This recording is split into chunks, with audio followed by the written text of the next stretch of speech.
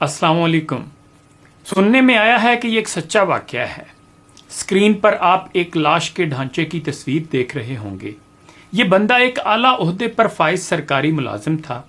इसके 3 बेटे थे, तीनों सोने का चम्मच मुंह में लिए पैदा हुए और शहाना जिंदगी गुजरती रही। वक्त तेजी से गुजरा और फिर इसके नाम के साथ रिटायर्ड लग गया। ओहदे की मुद्दत खत्म हुई, रिटायर्ड हो गए और अब जिंदगी का सफर इंतहा की तरफ चल पड़ा। बेटों ने बाप के ओहदे से खूब लुत्फ उठाया। कहते थे हमें क्या फिक्र है, हमारा बाप 22 ग्रेड का अफसर है, हमारे काम खुद ब खुद बनेंगे, और बनते भी रहे। एक टेलीफोन कॉल पर सब कुछ कदमों में हाजिर हो जाता था। फिर वो दिन आ गया जब बेटे ये भूल गए कि ये वही बाप है जिसके नाम और ओहदे की वजह से लोग हमें सर सर कहते न थकते थे। बाप किसी बीमारी की वजह से चलने फिरने और बोलने से माजूर हो गया।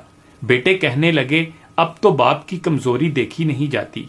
एक बेटे ने कहा कि अब्बा की जायदाद और माल को तकसीम करते हैं, न जाने कब मर जाए।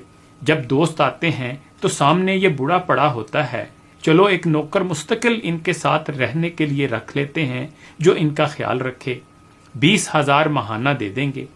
नौकर आ गया और उसी घर के एक कमरे में बाप को फर्श पर गद्दा लगा दिया गया। नौकर को कहा कि इसका पूरा ख्याल रखना, हमें कोई शिकायत न मिले। बेटों की शादियां हुई। अब उन्होंने मिलकर गर्मी की छुट्टियां यूरोप में गुजारने का प्रोग्राम बनाया। बेटे जहां जाते अपना तारुफ 22 ग्रेड के अफसर के बेटे होने से शुरू करते।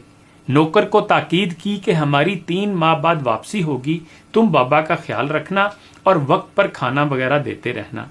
उसने हामी भर ली। सब चले गए। वो बाप अकेला घर के कमरे में लेटा सांस लेता रहा। न चल सकता था, न खुद से कुछ मांग सकता था। करना खुदा का ये हुआ कि एक दिन नौकर घर को ताला लगाकर बाजार से ब्रेड लेने गया तो उसका एक्सीडेंट हो गया।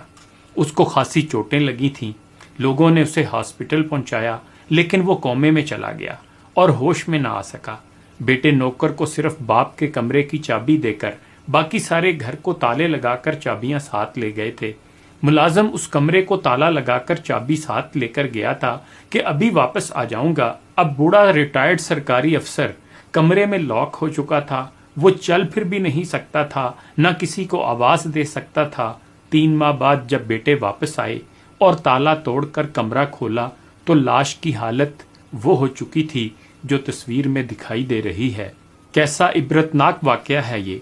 हकीकत ये है कि हम अपनी औलाद के लिए हलालो हराम की परवाह किए बगैर उनका मुस्तकबिल संवारने के लिए तन मन खपाते हैं और ज्यादा से ज्यादा दौलत और जायदादें बनाकर उनका मुस्तकबिल महफूज करने की कोशिश करते हैं और सोचते हैं कि ये औलाद कल बुढ़ापे में मेरी खिदमत करेगी।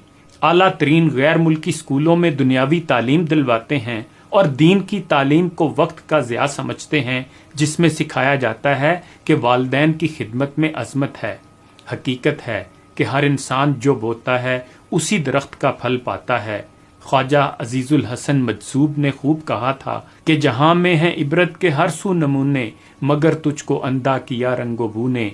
कभी गौर से भी देखा है तूने, जो मामूर थे वो महल अब हैं सूने। जगह जी लगाने की दुनिया नहीं है, ये इबरत की जा है, तमाशा नहीं है।